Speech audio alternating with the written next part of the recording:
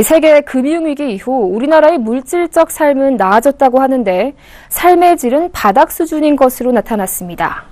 특히 나이가 들수록 어려울 때 주변에 의지할 사람이 없었습니다. 앵커 리포트입니다.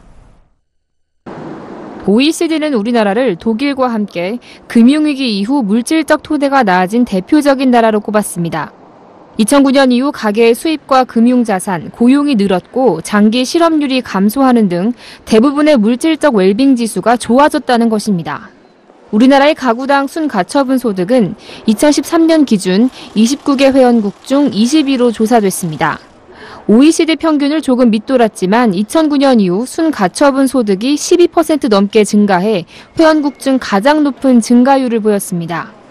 이렇듯 지표상으로 봤을 때 우리나라의 물질적 토대는 나아졌는데 사람들이 느끼는 삶의 질은 최하위 수준을 보였습니다.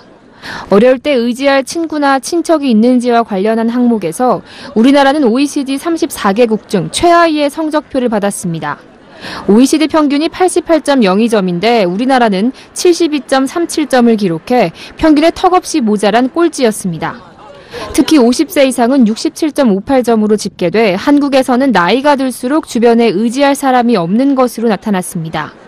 주거비와 교육비를 중심으로 한 부담이 커지면서 실제로 이제 삶의 질을 향유할 수 있는 여력이 떨어졌다고 볼 수 있겠습니다. 또 사회의 경쟁이 치열해지면서 1인 가구 중심의 이웃 공동체의 형성이 좀 부진한 것도 원인점을 줄 수 있겠습니다.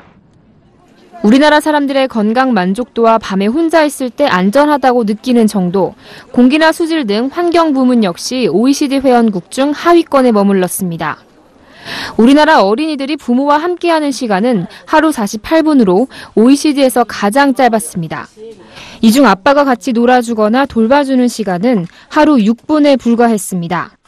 OECD 평균은 하루 151분이고 이 중 아빠와 함께하는 시간이 47분인 점을 고려할 때 극히 짧은 수준입니다.